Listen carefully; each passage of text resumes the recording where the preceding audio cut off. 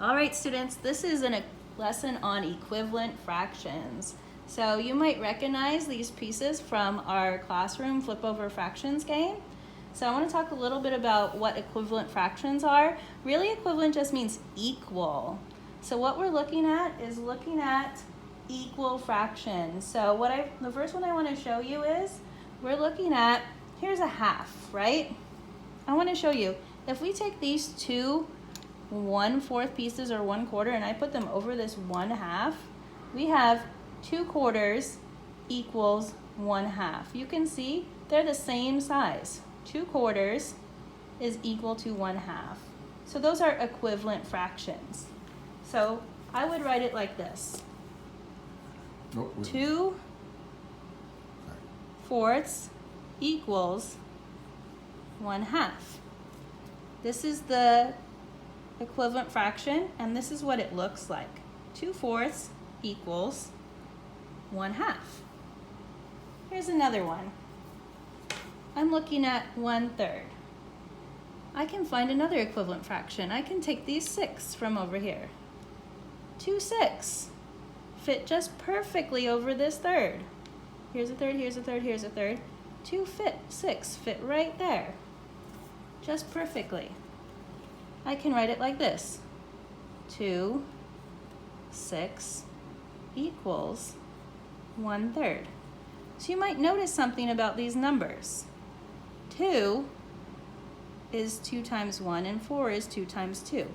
If I multiply by 2, I get the number in the bigger fraction. 2 times 1 is 2. 2 times 2 is 4. The same thing is true in this fraction. 1 times 2 is 2. 3 times 2 is 6. This is true of fractions. If you multiply by a number, you can get the bigger number. I'm going to show you another set of equivalent fractions. Let's look at a quarter. If I look at a quarter, I can take 3/12, an equivalent fraction, and it fits just perfect on that quarter. 3/12 is equivalent to 1/4. 3/12 equals 1/4.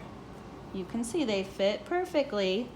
So if I multiply by 3 in this case, 1 times 3 is 3, and 4 times 3 is 12.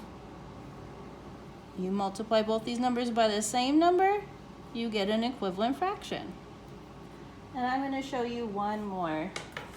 Looking again at a half. Let's look at this one. A half, this time I'm going to take tenths from this side. Let's see how many tenths make a half. 1, 2, 3, 4, 5. 5/10 fits exactly on this half. They are equal in size, so they are equivalent. 5/10 equals 1/2. If I multiply by 5, 5 times 1 is 5, 2 times 5 is 10. If I multiply both these numbers by 5, then I have an equivalent fraction.